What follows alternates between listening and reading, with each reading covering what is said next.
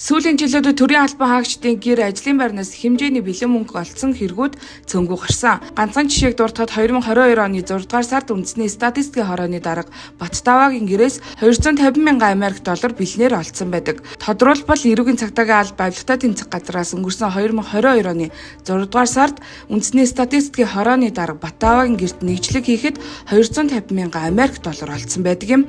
Тэрбээр энэ мөнгөө их хэмжээний мөнгө биш хэмээн тайлбарлаж олонний бухимдлыг төрүүлж байсан. Нэгдүгээр тэр 250 мянган доллар тийм их хэмжээний мөнгө биш ээ. За хоёрдугаар тэр мөнгө бол одоо тухайн валютын ханш олдохгүй байсан. Тэр үед хадгаламжаас мөнгө аваад одоо шилжүүлэхдээ солиулж исэн тэр л мөнгө авсан.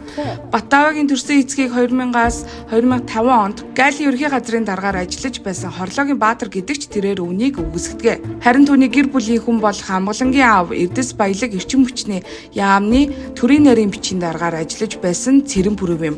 Тэрээр 2022 онд үндэсний статистикийн хорооны дарга байхдаа авилгатай тэмцэх газар төгссөн хөрөнгө оруулгын мэдүүлэгтээ гэр бүлийн орлого 3 тэрбум, нийтийн орон сууц 6, автомашины зогсоол 4, хадгаламж 8 тэрбум хэмээн мэдүүлж байсан бол 2024 онд тэрээр гэр бүлийн 684 сая 654 мянган төгрөгөөс өөр ямар ч орлого, үйл хөдлөх хөрөнгө, хадгаламж байхгүй хэмээн мэдүүлжээ. Мөн үндэсний статистикийн хорооны дарга Баттавагийн гэрээс 250 мянган Америк доллар шалгалтаар олдож цагдан байцаагдж байсан. Тухайн үед тэрээр энэ мөнгөө ямар учиртай мөнгө болохоо тайлбарлаагүй ч суллагдаж үндэсний статистикийн хорооны даргаар үргэлжлүүлэн ажилласан юм.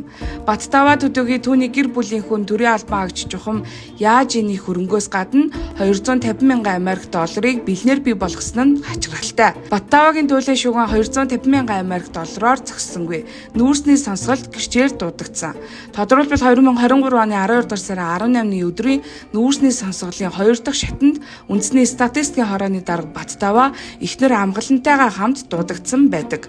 Шинжээчийн танилцуулсаар тэд 8 компаниар дамжуул 1.1 сая тонн нүүрсийг гайлын бүрдүүлэлтгүйгээр хилээр гаргасан ч гэсэн тэр мөн л адил ямар ч нүүрс хулгайлаагүй хэмээн мэдэгдэж хэрэгээс мултарж үлдсэн. Эрх мэдэл албан тушаалын байдлаа уруулан ашиглаж 1 сая тонн нүүрсийг хулгайлсан нь баримтаар нотлогдсон хэдий ч тэрбээр одоо хүртэл үндэсний статистикийн хорооны даргаар ажиллаж байна. Бид ард түмний боломжийг хулгайлсан энэ мэд хулгайчдад зохих ёстой хуулийн хариуцлага хүлээлгэхгүй харин өндөр албан тушаал томьсоор ах уу.